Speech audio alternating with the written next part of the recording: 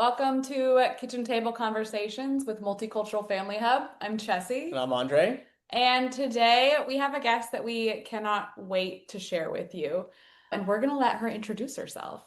Hi, thank you for having me. I'm Jennifer Noble, Dr. Jenn. I am a clinical psychologist here in Los Angeles, and I also teach psychology at a local college out here. And my specialty areas in my clinical practice, which is why we are here today, is racial identity development and specifically racial identity of mixed race kids. So I work a lot with parents of mixed race teens, children. I do coaching for parents. And then I see mixed race folks, whether they're adolescents or adults, in my private practice. And it's all around helping them, helping any of those groups just develop more resilience, more confidence in their identity, more grounding in who they are, and asserting just the freedom to be all of whoever they are in their background. So that's just a little bit about me. Yes, yes. And I know for me, I remember when I first came across your work, I think the first thing that attracted to me to your work was actually I remember coming across a piece of you explaining some of your experiences growing up as a young person out in California and some of your family background. And I remember hearing that, and it was almost like because you had this lived experience, Mhm. it then took me into Right. a deep dive into your work. And Okay. so maybe before we jump in, would you mind sharing just a little bit of that journey? I know it's been a big journey, but I know for me it was one of the things that it just immediately attracted me to your work. Yeah, and that's true. I did not mention I am mixed race myself. So I am Sri Lankan Tamil and African American. And I guess the journey, I'm sure we'll talk about it in different ways throughout the interview, but I think a big piece of the journey of like how I got to do this work today is in college, I was kind of doing an independent study. And as you do, sometimes what they say, I don't know if you've heard this phrase, but they say research is me search. And so I kind of I started being like, oh, I wonder what's out there about da da da. And I remember finding research on Black and Japanese mixed race folks. And I was like, what? There's like other people experiencing this thing. And so then I started reading all these different things, found an organization that was focused just on mixed race folks and got involved with them. And that's really what put me right in the middle of the mixed race community where I was hearing from adults, I was hearing from parents, I was just sharing experience with other people like me. Fast forward to when I became a psychologist, I'm doing this work and I'm still on the side working with an organization. And we would often talk about like, oh, all these parents are asking us what we should do and they're asking us for resources. And we would all sit there and go, I wish there were people we could refer them to. And little by little, I was like, wait a minute. Why am I a psychologist who works with kids and works with families and I am not focusing on this? And so, and I even did my dissertation on mixed race folks. So it took a while for it to all to come together like, oh yeah, okay, I need to not only take my personal experience, my work in the community and my clinical stuff and just like bring it all together. So that's a little bit on like the professional journey, I guess. Yeah, that's beautiful. And I'm sure we're gonna get into even some more stories as we go along, but thank you for sharing that. Yeah, well, actually, I wanted to ask in your journey in becoming a psychologist specifically that works with mixed race people and your own background, what is the thing that you personally, that like little Jen has found the most Mm. helpful in explaining your own experience or understanding yourself? Yeah, I think one of the biggest things for me is helping others. Like I said, step into this thing of like you can be more than one thing at a time. And I realize over my own journey, if I walk out into the world, people look at me and any strangers look at me, they think, oh, there's a Black woman. Okay, and that's not wrong. But I am also Sri Lankan, and I remember just having a larger journey of like, wow, okay, nobody can see this. And like, what does that mean? What do I do with that? Maybe I shouldn't say nobody. Very few people will be like, hey, what's it, so I had to sort of find a way to, no matter what I look like, no matter what people think, be able to assert, connect to, embody all of my cultures. And I was able to start doing that like in high school and then, more into college where I would join like not only the Black Student Association, but I would be with the South Asian Student Association. Like those were big pieces for me to be like, wait, why? I'm not going to just choose one. And here is a way to embody both. And I think that's a big like platform that I push for the families I work with. Like there is no reason why you have to push the kids into just one group, which I find a lot of families do, whether they mean to or not. Did you feel growing up like was there pressure to just choose just one? Whether it was said or whether it was implied or whether it was just in the air where you were living or growing up? Yeah, I think for me, again, it was a little less pressure. It was an expectation because people looked at me and just said, "Oh, you're Black." And then if they saw my mom, they're like, "Oh, that's your mom?" Like that was more like the surprise of, "Oh, all this time I thought this one thing." I'm like, "Well, that's on you if you thought that. Like you never asked, we never talked about it." And then later on, I think more in high school, adolescence, there was more still expectation, never pressure, because I was not like against hanging out with Black folks. Like I was in it already. So I was just like, you're my people anyway, and like I'm cool in this group.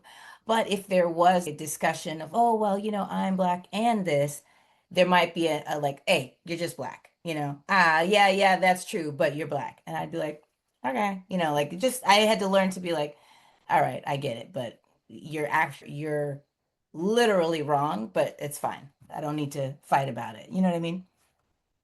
Wow, that's so fascinating. 'Cause so you grew up in California, am I Yeah. correct? Is that right?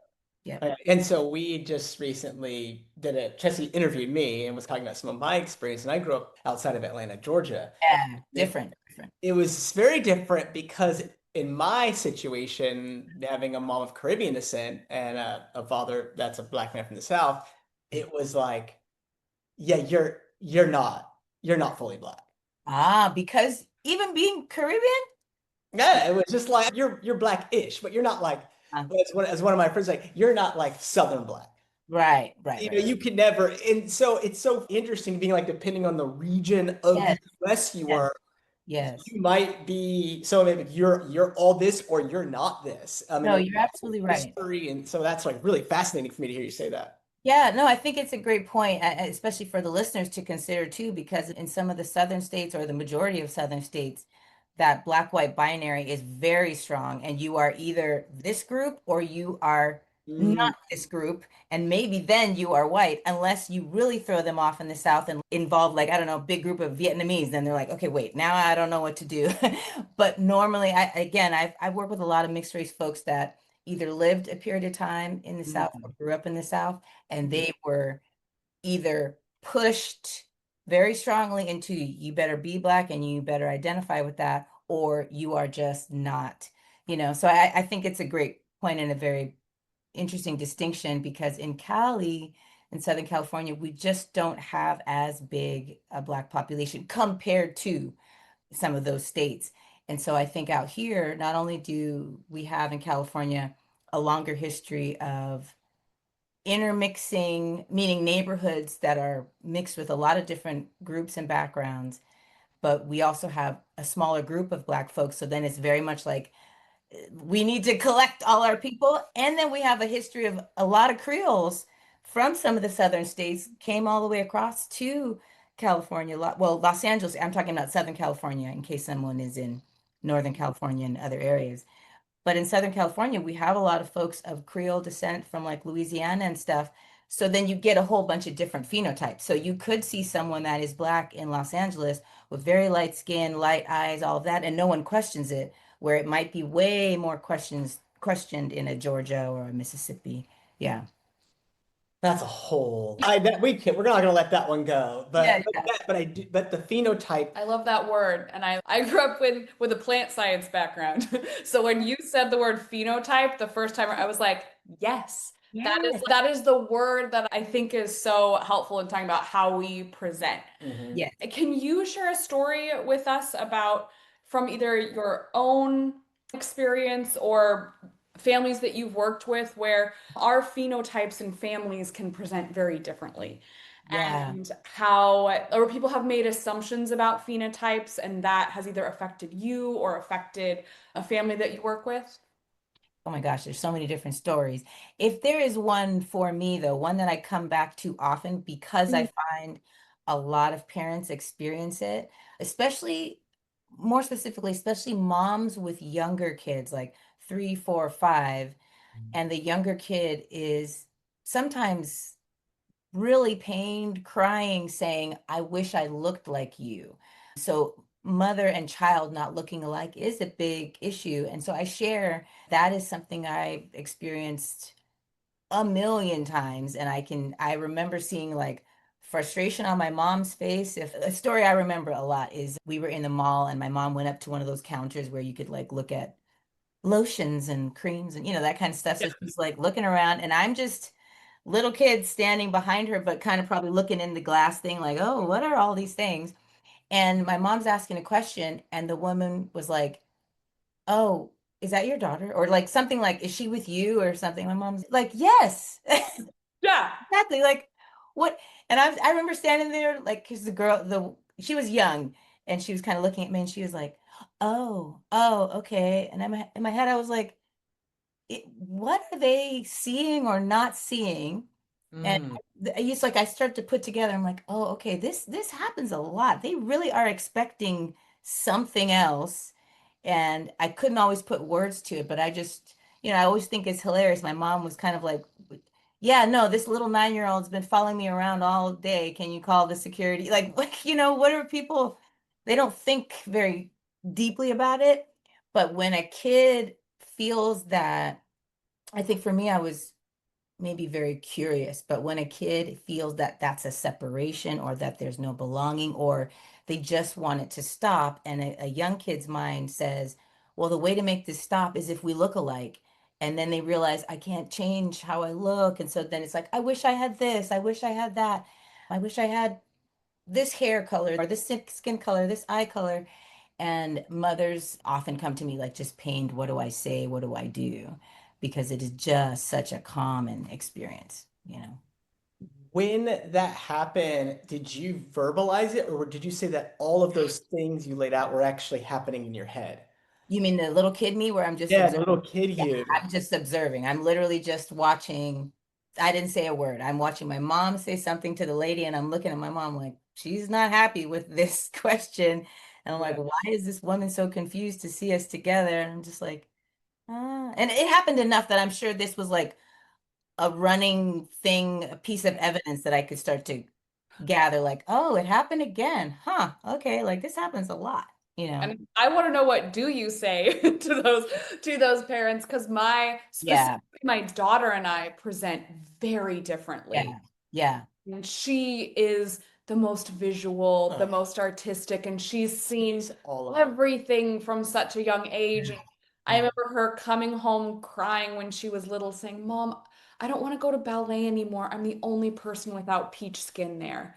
And right. it's And like that was young. That that was was young. probably 5 or It 6. is, you feel that like, Yeah, oh man. yeah, Yeah, I think what you're saying is such a helpful frame too, because she hasn't even learned about like from the outside system about what not being peach or what being brown means, right? right. It's just that it's different from my mom. And that's Yeah. like a really helpful frame, I think, to come in with. But and then like, what do you tell parents?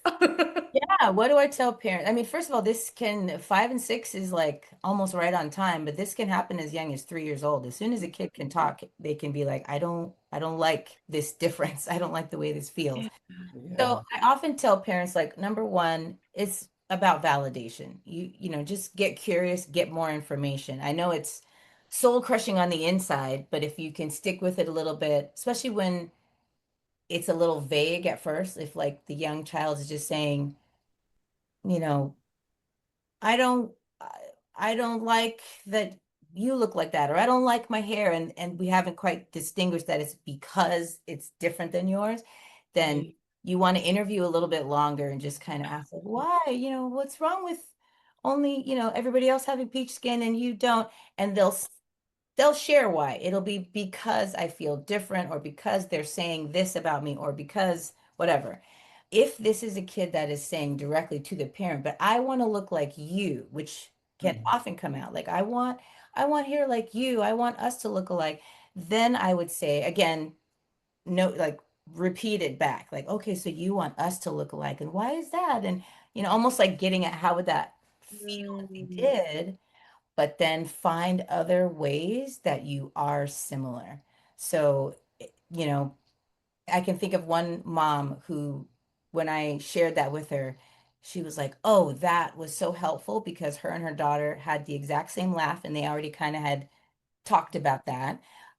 They Mm. had the same kind of body structure, but it was almost like, even though they had some different facial features, they were built the same, but daughter had darker skin, etc. So she can say, "Oh, we have the same, laugh. We have the same this. Look at our feet are like this." And the little girl was like, because it really was not about changing the little girl's skin color. So I think that's what scares parents the most is like the kid says, "I don't want to be brown." And if there's a lot of reasons why a kid could say that, but if we get curious and we ask questions and the kid is saying, "I just don't want to be brown because you're not," then we can find, oh, wait, let's find all the other ways that we are alike and similar.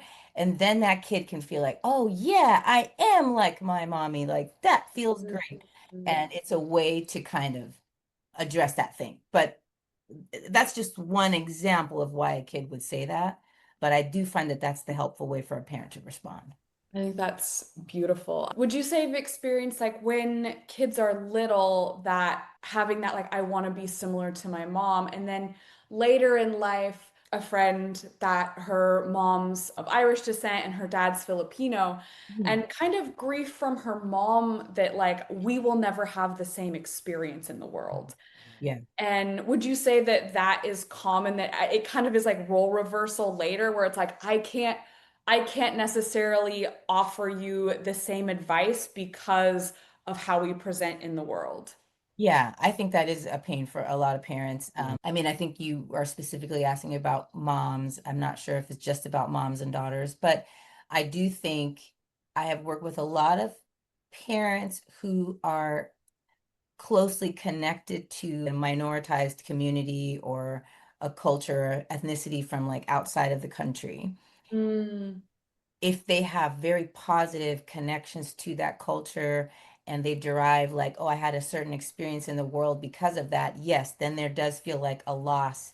I still think that it should be challenged. So again, if it was me with that parent, I would challenge them to say, you must be defining an experience solely based on phenotype. Mm. Because if this Filipino and whatever else child is your child, she's still Filipino. Teach her all the things. It's okay. Will she have a different experience in the world? Absolutely. But any kid would. No kid, whether they have two Filipino parents or not, is going to have the exact same experience as you.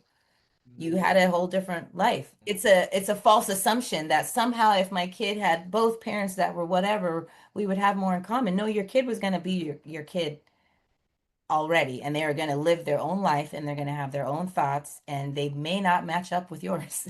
Like as we Mhm. often Mm. find in adolescence, and then when parents are like, what the heck is happening? I'm like, Yeah. they're becoming their own person. What would you say to, I've had that conversation with other friends, and Yeah, I love that you brought that up about being from a culture and having like grief that you might not have the same experience. yeah, And that's like on an immigration level as well, yeah, right?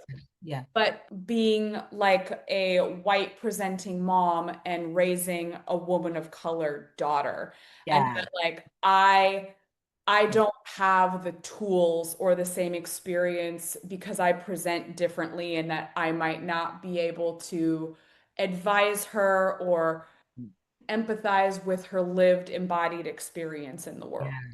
Yeah, that's very real. And again, it requires some discussion, but often when I meet any kind, if it's a white parent that realizes, okay, my child is going to be received very differently in the world, it's about helping the parent find the people that fill in the blanks for the kid, and being open enough to do that, being willing to face their discomfort enough to do that, because that means, again, a mom that I was working with, she's white American, all her parents are from America, and father was from another country of African descent. And this was a mom that was like, okay, this is important. I don't know anything about all the things like this culture, the food, the people, but also my daughter is being received as a Black woman when she walks out of the house. What do I do with that? So she did some extra work. She found like an all Black or predominantly Black Girl Scouts group where there were also some mixed race girls in there as well. And was it uncomfortable for her to go and like interact with all those moms where all the moms are kind of like, what is she doing here? Until she's like, and Thought he's lost. here's my daughter, and they're like, okay. And we've had a couple of those No, I've had where the whole room stops and she looks at Chessie, and I'm like, Yeah. yeah, no, she just Yeah, walked in here behind me. yeah. It's got to be because it's not about you at that point. It's like, and I think when that becomes clear, those community of adults are like, oh, okay, we get why you're here, and also like respect. Thank you for doing that for her, And so I think encouraging all the ways to do that is the best way to fill in the blank where that parent is not going to be able to sit down and say, oh, I remember when that happened to me. Yeah. So you just mentioned the term discomfort. And I know, at least on our journey, when we started to recognize, okay, this is how our children are showing up in the world, this is how they're being perceived, it led us to some very uncomfortable conversations. And the big one was like, do we stay where we live? Yeah. Or do we physically relocate to a place where we can have access to the folks that can fill the Yeah. gaps? And in our situation, that led to a massive transition from a beautiful, beautiful Northern California that was a monoculture all Yeah. to Savannah, Georgia. Now, I'm not saying everybody's going to take that journey, but it was uncomfortable to Yeah. entertain the notion of the journey our children are going to have is going to require us to make some, in our case, it was a big change, or for any family to make any change. So Yeah. can you talk about like that tension and that discomfort between, and maybe the parents are in a position where like life is like, they're like, we're good. We like Yeah. this. Yeah. But Right. you're seeing what's happening. And in your work, do you find that discomfort and do you find that tension? How do you advise we move? Absolutely. I mean, all the time. And I do work with a lot of families that have to make big decisions like that. I think maybe a year ago, one of the moms that I used to have these kind of parent coaching groups. And so we would kind of be together for some weeks. And one of the moms from there, her and her husband lived in Maine, if I'm not, no, Rhode Island. I'm One sorry. of those ones up there. Exactly. This is Okay. how California snob I am. I'm like up in the corner up there. No, so they Totally lived fine. I in get it. Rhode Island, and it was a big dream for the couple. They wanted, the fresh air, the nature, the this, the We that. did that. Yeah. Yeah. And then they realized, oh, wait, my daughter is getting this in school. She is being treated this way. And this was a mom that already was very well versed in the world of like education. So she was like, oh, no, no, no. So she was like advocating and realized I'm going to stress myself out trying to change this whole school Mm, system, mm, and my daughter is going to be stressed in the process, or we can just pick up and move to DC where there is more diversity, more, and that's what they ended up doing. And they thought about it for a while. And I remember getting an email where she was like, well, we're doing it. It just needs to happen because none of the things that we've talked about, she can apply where they were. mm, Parents have to make that choice for schools. Maybe they don't believe the whole city, but they realize, okay, you know what? This school does not have enough diversity. These teachers are not making space for this, that, and the other. We don't have community. My kid feels alone. My kid feels isolated. My kid is getting bullied. Where can I find a place for them to feel safe? I was actually just talking with a couple yesterday where they moved their mixed race kid to a different school that is way more, just ridiculously more diverse in comparison. And so quickly, the child came alive, felt comfortable making friends that she's never had before. I mean, It's just like you've got to be able to prioritize the development of a child, their sense of self and their sense of self-worth. I think to me, parents care a lot about the schooling and the education, and I get that. It is important, but for a kid, they are not registering. Am I learning math the best way? They are like, am I making friends? Do I feel safe? Do I have a community? I belong in this school. Do I feel the teachers like me? Do I feel the teachers respect me? Because that's going to help them dig into the learning. No child can learn if they feel like nobody likes me here. I eat by myself. I wish I had friends. Everybody makes fun of my blah, blah, blah. I wish I could change all the parents, perspective to that.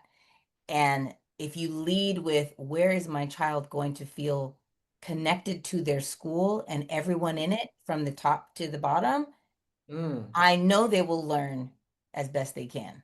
But I know, there's a lot of pressures. We don't need to get into it, but a lot of different reasons why parents choose the schools they choose. Yeah. Oh, I feel like that's such a good, like a wonderful reframe to Mhm. say where it's like kind of like hierarchy of needs, where Yeah. like math will get there, but like we're not safe.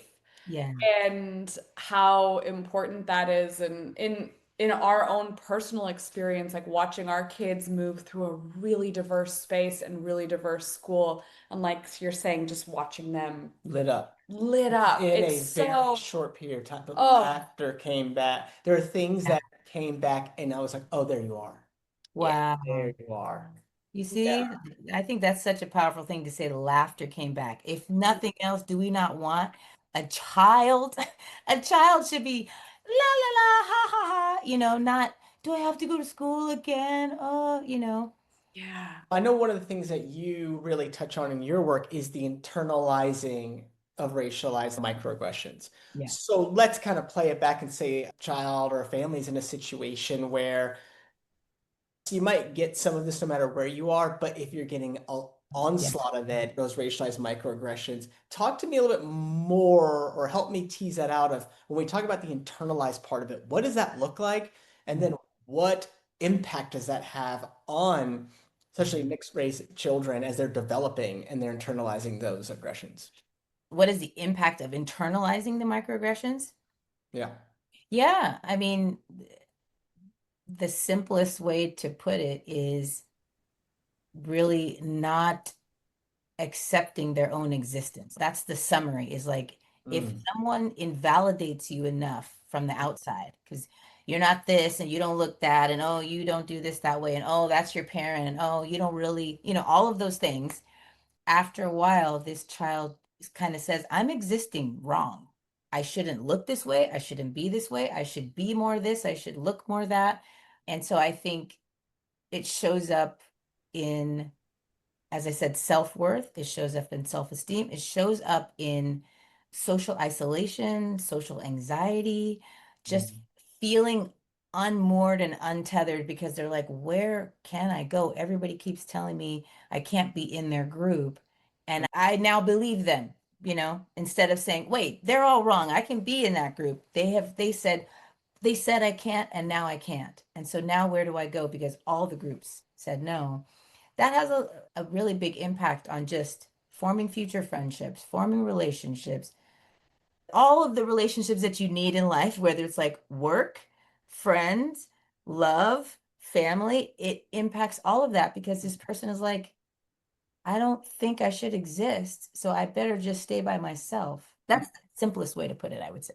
Mm. Yeah, could you give us some examples of what some of those sound like, what some of those microaggressions might sound like in a school, in a community that makes kids of mixed race like start Yeah. to question?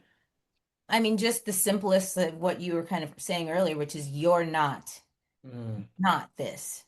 And then the because can be all the different reasons they feel, so, well, maybe this person is like, oh, I want to go hang out with the Filipino kids at lunch because my mom's Filipino, using your example from earlier. And those kids saying, no, because you don't look Filipino, so you're not Filipino. Mhm. Just a blanket, like, we have decided you are not. And I say, we laugh because clearly the kid knows who their parents are. Yeah, yeah. But in that moment, so many kids believe, oh, yeah, okay. Like, what? They're like, yeah, you're probably right. All of you Filipino people know better than me. Then there are some kids that will try to fight back. Yes, I am. Let me show you photos and like proving themselves. Yeah. I can't tell you how many, especially in these days, mixed race folks have like a little album on their phone of Mm. all the photos that they feel they need when someone starts to question and they want to be like, okay, see, well, there's my grandfather and there's my, I mean, why are you sharing your whole like genealogy with people? Mm. Yeah. But that's something, very base level that maybe people think is not harmful. But if you hear that little, oh, you're Filipino? You're not really Filipino. Are you really? Prove it. That every single day after a while, the person's going to be like, you know what? I'm probably not. Because I Mm. guess I'm supposed to do whatever they're saying and I don't look it or I don't do it. I think in the Western world, we have kind of this concept of like, okay, two parents, we love each other, if we give our kids love, Yeah. all this other stuff, it's just stuff. Fine. And Yeah. we don't have to talk about, or I don't know how to talk about, or I'm not. When we as parents don't have these conversations, Yeah. like that, I think would contribute to even more the child going inward. But when we do have these conversations, even if it's messy, even if we don't have the perfect language, but when we do create a space for this kind of dialogue, does that help in pulling instead of going internal and helping them come out and see themselves within the whole? Yes, absolutely it does. That's why I always push conversations, like you said, as messy as they need to be, or as, even if the parent is like, I'm just gonna grab my phone and Google, what was I I'm gonna just going on Dr. Jen's website reading this right now because I've done that. write? I did it 2 weeks ago. Ahead of time. Yeah, I mean, it is why you're asking me essentially why. Why do these conversations matter?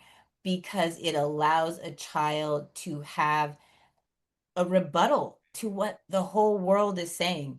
So a child is young. They have not developed all the critical thinking. They may not be able to put all the pieces together themselves. This is why they can go to the table and have the Filipinos say, "Well, you're not really Filipino." And they might be like, "Maybe they're right."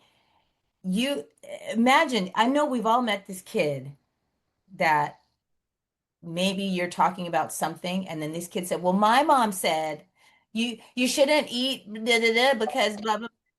Where is that? Like, what is that kid doing? They are saying, I trust my parents so much, but they also gave me some information that I want to use right now because that's going to be my rebuttal. Uh-huh. So the same thing is true for racial identity. When a parent is able to sit down and say, "Hey, you look at me.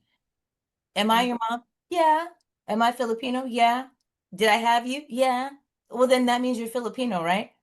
Oh, okay. And actually, nobody can ever tell you da da da. And you don't have to look a certain way to be Filipino. And dad looks like this because da da da. When you talk with that kid that way, and the kid is like, "Oh shoot, I never thought of that on my own." That Mm. builds a little confidence, a little resilience. So when they go back to that table the next time, I'm imagining like 5 and 6 year old, and someone says, "Ah, you're not really Filipino." Uh-huh. My mom said I am Filipino, and my mom said that you can't tell me. We want that. Want Yes. the internalized version of that without, my mommy said. But at some point, when you have enough of those discussions, that kid will go out the front door and be like, "I wish you would say something, please. I've had so many discussions. None of you guys I'm are, ready. yeah, you can't do anything anymore."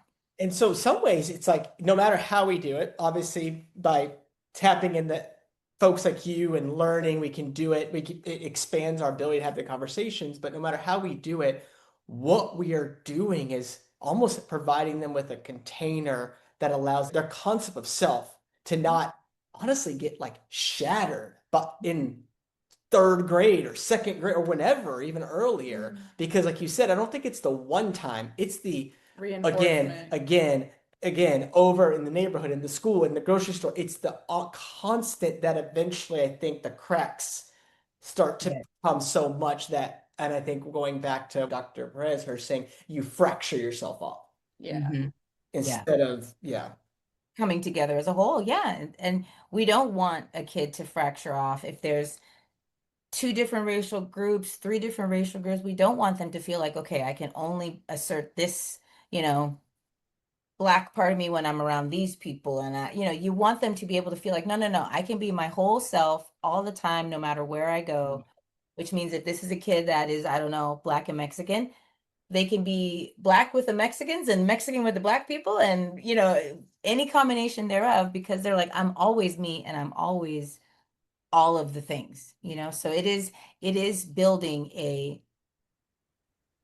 stronger kind of barrier to some of these microaggressions when you talk about it, when you challenge, when you explain to a kid, here's what they're thinking, here's why they're ignorant, here's what they don't know, here's what they don't understand.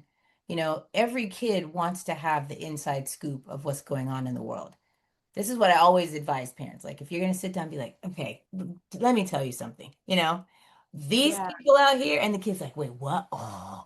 And then when you go out, and let's say you go to the grocery store and someone's like, oh, are those your kids? Oh, okay. You can be like, see, I told you. Remember when, and the kid's like, I see it. I see it too.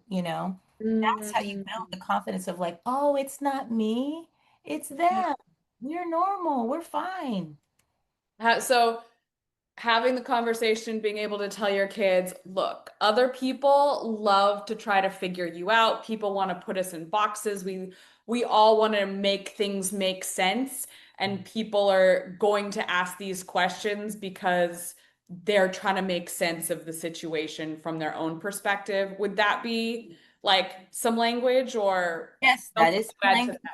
Yeah, that? I teach parents how to explain it in the realm of monoracism, which is a larger, academic term, but to use your little script, it's like people want everybody to fit into one racial box. And so Right. that's why they look at you and they're trying to be like, ooh, which box? And then when you say your box says, they're like, wait, what? You said two boxes. You can't do that. You got to pick one. And oh, well, you don't look like that box to me. That's really what's happening. So the world likes everybody to fit into one box. And when you don't, it confuses them. It challenges them. Like they're confused. That's the stance you want to take. So the kid is like, but they said I'm confused. No, you're not. You're not confused. You're telling the truth. Don't you Yeah. really have this parent and that parent? Yeah. So what are you confused about? You told them the truth. They were confused because they didn't understand how that was possible. Mm. That's beautiful. Do you think when we support our children in keeping that self-concept and containing all their multitudes, containing Mhm. their wholeness, now we're talking about the physical as they're moving through the world, but we also know they're developing. Yeah. How do you think that then allows them on a cognitive level to process and perceive and move through the world that no matter what anybody says, it's not black and white and it's not binary? How, Yeah. how does that, when mixed race kids are allowed to be whole, how do you see that tying into their development and the way their cognitive flexibility in terms of moving through all the unknowns that we have? Yeah. I mean, like I said, there is more resilience and confidence to be in this in between. It is not so threatening or scary to be with their friends and know that people are looking at them and saying, wow, you really don't look whatever to me. And they're like, well, not sure what to tell you about that. I think they can own that a little bit more. They can feel safer in their own body. That means then they can socialize more. They can also kind of do a lot more cross cultural, if you will, communications. These are kids that actually will then have a great ability to hang out with, I don't know what our background is here. Let's say they're Korean and Black. I'm just trying to make up different examples for us. But they'll be able to not only hang out with the Koreans, hang out with the Black kids, but help the Black kids understand certain Korean things or introduce them even to, oh, hey, I brought this food. And then the Black kids are like, oh, that's cool. I never had that. They would have never had it if they did not have a friend who was connected and proud of their Korean culture enough to bring it to them. You know what I mean? So there is a lot of like moving back and forth, what I often call like being cultural ambassadors for their cultures. And so those are all positives, but it has to come from I own it, I'm confident in it, I don't deny, and I bring my whole self everywhere. I feel like I have to bring up Barack Obama, Okay. Yes. Actually, mostly because it just makes me feel good. but you know what? It's a perfect time to bring it up because there were actually a few different news Hmm. platform articles about him, and a few of them actually explained or proposed that this is one of the reasons Yeah. that he was able to win because Barack Obama grew up in the Midwest with his white Midwestern grandparents. And then he essentially learned about Blackness when he was in Hawaii. I don't know if you guys have read his book, but then Yeah. went to Chicago and really immersed himself in Southside Chicago Black community and became very comfortable there. So when it came time to campaign, he could interact with the little old white ladies that he's never met before and make them feel comfortable and safe. And then, boom, go over here and have a great time with the folks in Southside or any Black community USA and Mhm. make them feel comfortable too. That is a skill. That is a skill that he developed because of his upbringing, because of his mixed race background, because of the deep, deep connection he had with white American community. Mm. He actually had to realize, you know what? Wait, I do know these people. I know them well. Mm. Yeah. Yeah, if he would have fractured off, and not to say that it wasn't challenging, not to say there might have been times in his life when he was younger, but at Yeah. that time he was showing up whole. And if he would have fractured off or intentionally left Yeah. any part of him out, Yeah. whatever it was, whatever that thing was, whatever that magic was, wouldn't have been present. Absolutely not. He would have been done so fast. And it was wild because we were in the Peace Corps and we were in Lesotho, a countryside South Africa. So Yeah. I watched on a TV in a village bar Yeah. in Lesotho Right. at whatever time it was there, 2 a.m. Yeah. inauguration. And when he went, people in this village, it was like their team had won the World Cup. Yes. And it That's was, for me, it was so powerful and so, yeah. it's hard for me to explain to folks. Yeah. It's almost like you had to be in another country and saw that because Yeah. I saw people that they were like, there is something in this person that Yeah. I am too. And it Yeah. was all over the world. And that was, All I over the think world. that was such a unique example of what happens when we show up whole. Yes. Yeah. All over I totally agree with that. I mean, and that was after even, to your point, I was teaching in Italy some years back, and I remember people just finding out that I'm from America or something like, oh, Obama, and you're like, and he wasn't even in office anymore at that point, but they were just like, he was this, and I remember that, and I'm like, how did we get, on this Well, topic? But he really, yeah, I think the influence was an unabashed kind of, this is just who I am. Mm. mm, I had an experience in Lesotho. My students, it was like the day before Obama was elected. We were talking about because they were like, "Oh, madam, there's an Yeah. election in America," and I'm like, "Yeah." They're like, "There is no way a black man will be elected in America." Yeah. There's no way a black man will be president. Yep. And this was all of their belief system. And Lesotho's history was colonization, like under as a British protectorate. So they Mhm. had that history. And then when I came in the next day and was like, you guys, this man was elected president, like their face, the way that their faces lit up was so beautiful. And like Mhm. you're saying, it is. And I think it speaks to the magic of multiculturalism that, like, when you do show up whole, the way that you are able to lift the entire system and create more connection is so empowering. Yeah, Yeah. I agree. I think, I mean, number one, the exact thing that you're describing happened on the streets here too. You know what I mean? Like they were doing interviews. I remember watching so many of them of just finding a random, let's say, African American child in Chicago. And now that Obama's president, what do you think? And they're like, I want to be president. And just like everybody was inspired. And I think to me, the way I would look at this is when anyone Mm. fully connected to who they are and just saying, you know what, I don't care what anyone thinks anymore.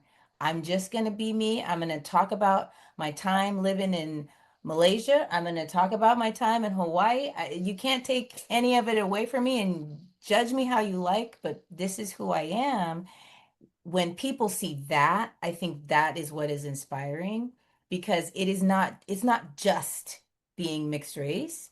I think that we have enough mixed race folks that are kind of like, oh, well, let's say they have the same background. Well, I don't want to talk about my white background. And I don't own that. I don't embrace it. It just is what it is. Or, oh, well, yeah, I mean, I have a black parent, but black people, and they may have some view about like, well, I don't know. I'm not connected to all of them. Like, that for people are going to be like, okay, you are not being authentic to yourself, or you are fracturing off something.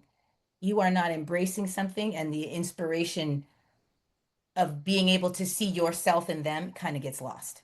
I don't know Mm. if that makes sense, but it's like when you meet someone who is like, I don't really like that about me, and oh well, don't worry about that, and just look at this thing that I'm giving you here. We can see that, and we go, I mean, hey, maybe I still like you for other reasons, but when someone is just like pulling the whole curtain back, we all can be like, oh, maybe I could be myself too. Mm. I think that's the win there. Oh. Do you have a moment in your journey where that voice just said, I can be myself? Yeah. Happened to you? Yeah, I think for me, well, what you're making me think of is when I was away at college. And I think maybe the little backstory would be whenever I go and see my Sri Lankan side of the family, I mean, it was just never a concern. I'm enjoying myself, enjoying all my family. And I got to an age where my auntie could like dress me in saris and like, so I'm like, ooh, I love it. And she's like, oh, it looks so good on you. And I'm just like, ooh, this is like my new fashion thing. I just loved the way it felt. And it really, I felt is very flattering. It's like one of the most flattering shapes for any body size. But anyway, so I remembered like loving that. And I think she even gave me a couple. But I'm at college in my head, I'm like, I mean, I don't know, where does anybody wear this? Like it's in my head, it's like special occasions with family. But I had a couple South Asian friends, and I think one of my South Asian friends dressed me one day. She helped me drape my sari, and we went to like a South Asian Student Association event. And I just remember some of my friends being like, Jen, and just everybody kind of being like, you're wearing that? Oh yeah, you did say, oh, that's right, huh? And I remember just being like, oh, yeah, I can do this. Why would I never, why am I only keeping it with family? And so then I would, rock it whenever I felt I wanted to rock it. If there was some occasion, I'm like, okay, I'm going to choir practice. Maybe I wear a sari. Whatever it was. I'm just making that up. But I felt like, this is a moment where I am showing up as my whole self because not only showing up as my whole self, but being more seen as my whole self as well. Mm. So can we talk about that? Because I think there you just said two really important things. One is there's the showing up as myself, Mhm. but then there's the other part of allowing myself to be seen. Uh-huh. And Yeah. I know for me, at least on my journey, I'm okay showing up my whole self with Jesse, but like allowing people to see all of the complete that is until pretty recently, that was like very terrifying. Yeah. I mean, I think it is, especially for folks that went through a lot of microaggressions related to how they were seen. I used to work with a young girl. She is now in college, but that was part of the reason she was brought into therapy when she was younger, was just this intense feeling of being scrutinized all day. And so she was just like, I just want to shrink. Like everybody has questions about my background. They want to know why my hair is this color, why my eyes look like this, and why my skin is, light, but how that's my mom and that's my dad. And she was just like, if I could erase it all, I would. And she would keep herself from socializing, from interacting until, some of the therapy work with her, but also work with the parents to help have those conversations in home and like normalize, hey, doesn't matter what you look like. The journey for her was so great. I always give this little example of like somewhere in there when she started to really be like, oh, okay, yeah, it doesn't matter what I look like. I know who I am. I know what cultures I'm connected to. And then she started to choose to wear her hair in certain styles, or she started to wear like particular jewelry that was connected to that culture, clothing, anything that she could like signal out into the world, whether other people got it or not, she knew it. And she was like, I rocked my such and such earrings today with my blah blah shirt and my the little flag on my bag. And she would have never done that, but now she's like, no, no, no. I actually want to be seen. I want people to see what I know is on the inside. You know what I mean? So it took work though. It's I think if she didn't have that intervention, she would have just gotten smaller and smaller and smaller. Mm. And tell me if I'm wrong, but I would think, at least with my journey, with multicultural mixed race kids, the way how they're going to be seen or what they choose to be seen, they might go through different books and variations. And so as a parent, I think, I mean, tell me, like, right, as a parent, it's probably important that we, even if we don't necessarily understand it, we accept that that's a part of the process. How do we support that, the things they're going to try on? Yeah, absolutely. I mean, just like anything, there's a time in a kid's life when maybe they want to wear rubber rain boots and a tutu and I don't know, We're some, there right now. yeah. And they're like, this is what I want to wear today. No, And there was a period of time where our daughter wore a chipmunk mask for like a long time. Cute. I was also like, okay, we'll ride this one out, but we're through that. We're through that. but that's the perfect example though, when you just said like, okay, we're gonna ride this out. Like it's the same thing with racial identity. Okay. Mm. Okay. And I think it might feel a little bit more intense than a chipmunk mask. But let's say a kid comes home, let's say they're, I don't know, Mexican and white, and they come home and they're like, yeah, because as a white kid, I da da da, and the parents like, I'm sorry, what? Like, you're Mexican and white. Yeah, but actually, and maybe they give something of like why they're just white. That parent has to be like, okay, oh, is this what we're doing now? Got it. Maybe there's a rejection. I used to have a coworker who she was white and her husband is Indian. And she was in that stage of like, my kid is purposefully pushing a button because he is saying, well, both of these parents were very strongly connected to like Indian culture and trying to make sure, like, we want to make sure you're connected because we know it could be erased if we don't, make this a point. And so she was like, I know my kid is just pushing on my buttons because he's coming home and being like, I'm not Indian. Indian is this and Indian is that. And she's like, like, I work so hard. But she's like, okay, oh, yeah, sure. Oh, you're not Indian anymore? Okay, cool. Got it. But having to work on the inside. And sure enough, like within what, a year or two, he was kind of like, oh, I want to have this kind of food. And she's like, oh, okay, now but that's the kid has to go through that. And there's so many versions of identity that they can go through, even beyond college, where they're just trying to land on something that feels good, feels authentic, feels a little bit more like, okay, where I've landed now, can I ride this through lots of different situations? If so, maybe I'll stick with it for a while.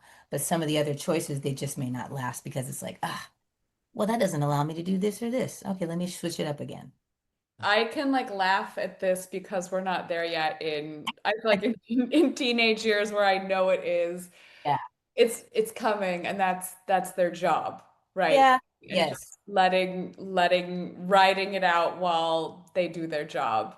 Yeah. Let's be honest. I'll tell you again, the same. the same family I was talking about where the little girl finally, she's now in college. Dad was white in that family. And he and I would joke a lot about like, well, hey, he'd be like, well, I'm a colonizer today. Got into an argument, and the kid would be like, well, you're just a colonizer, you're just a white guy that did this, that, and the other. And then he's sitting there like, okay, we're anti-white for this moment, or you're throwing it because we're having this discussion or this argument. So it's like you got to be ready for that because, kids are Well, going to know what they know. yeah, and it's interesting 'cause what you just described is like being a parent, mixed race or multicultural child. There's a level of complexity. Like that kind of interaction most likely isn't going to happen in every family, but depending on your Yeah. cultural makeup, that kind of language or just that is something that's in the room. Yeah. It's Yeah. And like I said, I've worked with white parents who their kids are in those moments. It's usually heated moments. It's not when Yeah. things are calm. Right. They're like, you're a racist.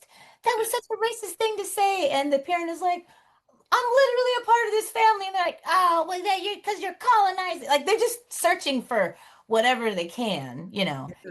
But it doesn't mean it's not hurtful. It doesn't mean it's not difficult. It doesn't mean it's not something that might need to be addressed later. I mean, it still carries the weight of what they're saying, but you're right. Not every family has to deal with that. But in this situation, you got to figure out, oh, how are we going to approach this later? What do I do with that information? Is there anything in there that I need to follow up on? It's a Yeah. different aspect. In hearing you talk, I just think about working on my own sturdiness Mhm. because in those moments of being like, I am strong enough to handle that and not react. Yeah. Because I think that like that's the work is being able to be like, okay, no, today I am a colonizer and I can hold that while you go through your stuff. Yeah. And yeah, thinking about that for future and current, and yeah, a lot of the things that you're saying, just about finding that identity and being able to show up whole applies even though I'm showing up as white, Mhm. but maybe not being sturdy coming from a hyper religious background and wanting to hide something, wanting Mhm. to hide that I grew up really rural or poor and just thinking about how so many of these things flow in different lanes that like when we are showing up whole in our own cultures and identity and all the things that make us us, that it like it all plays together. If that makes Yeah. Yeah.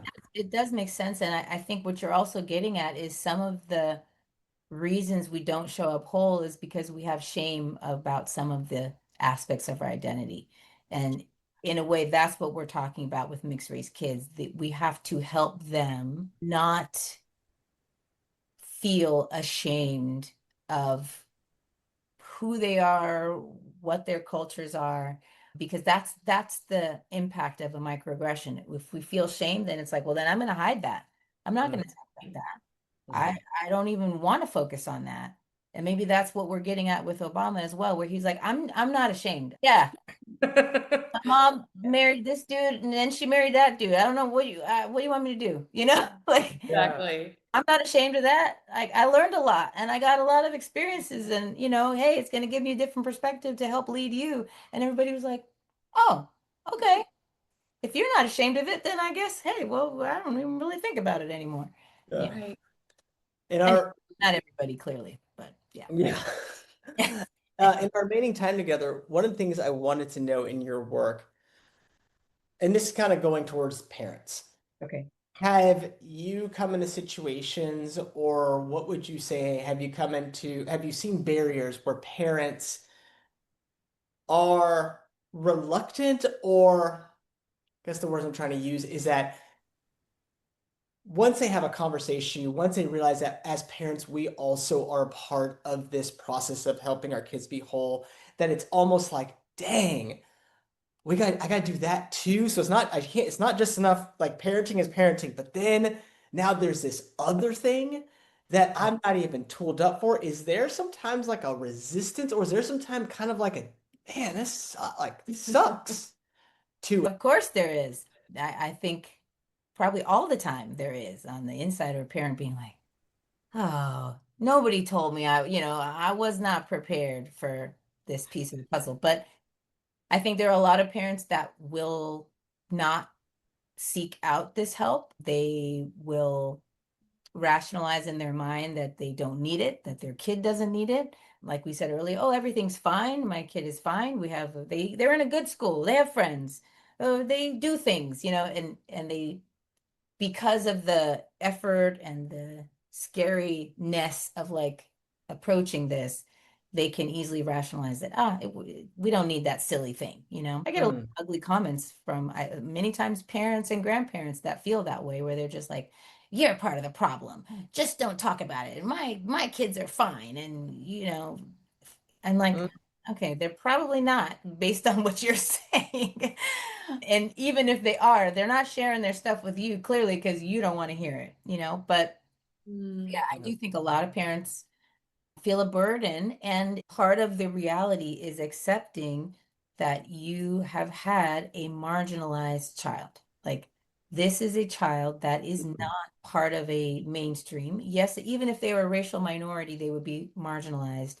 But this is a deeper level of marginalization that is just not talked about in society as a whole, and therefore requires more addressing and intervention from the parents, just like we would if a parent had a child that has a disability, or was, for because of some situation, had to have a leg amputated, or a child that is dealing with cancer.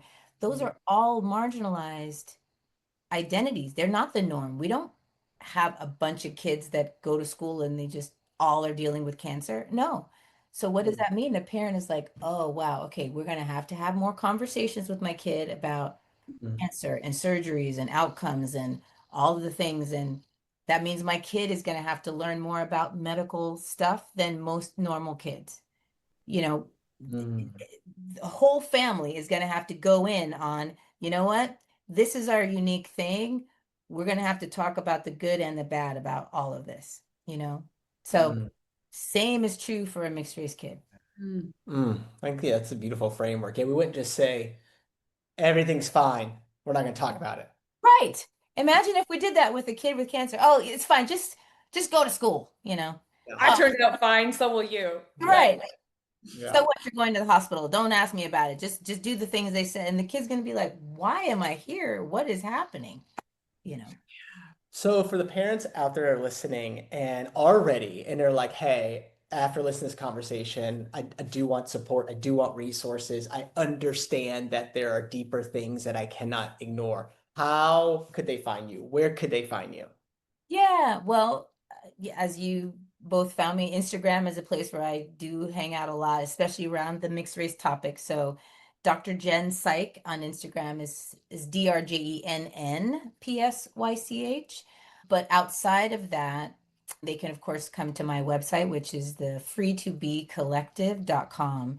And that's where they can either, I mean, the main thing that I do with parents is just like individual coaching that's tailored to their family, to their needs. We work out like, what are the conversations you need to have with your particular child based on what they're going through. But I do have other things like, book lists that have a lot of mixed race characters and topics that are important for kids, things like that. So I think either the website or Instagram is probably the best place to find me. Well, we're going to have tons of links to all of your stuff Yes. because I'm a super fan of Dr. Jenn. I've said it publicly Yeah. and I'm going to keep saying it again.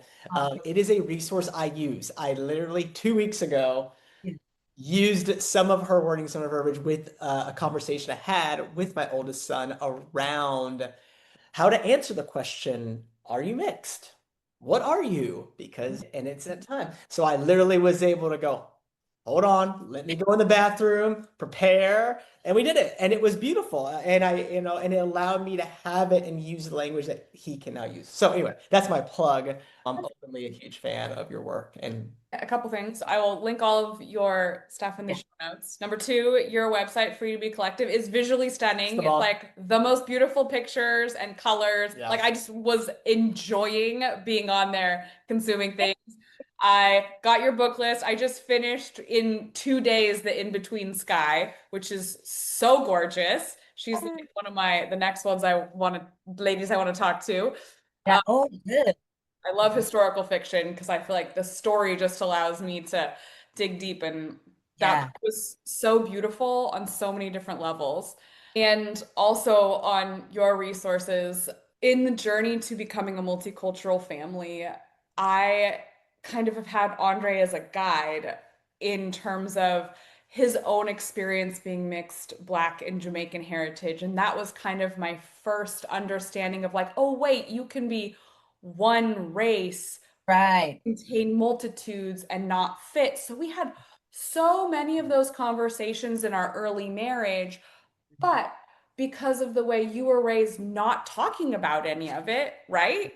Is Okay. I would say hesitation to use the word mixed, Mm, hesitation to use certain language. yeah, And yeah. so I really appreciate the clarity of your language, of your scripts, and being able to be like, this is a shame-free way to talk about things with kids. So I have really appreciated that, and I feel like it's enhanced our own language and understanding. So thank you so much for those pieces. Thank you for sharing that. That's so encouraging. Thank you. That's wonderful. All right. Yeah, we Well, really enjoyed this conversation. It's going to help so many people today. Yeah, I had a great time. Thanks for chatting. all right. Well, thank you, Dr. Jen, and everyone out there. Please go check out everything about her, and you will also become a fan. Thank you. Thank you. All right. Bye.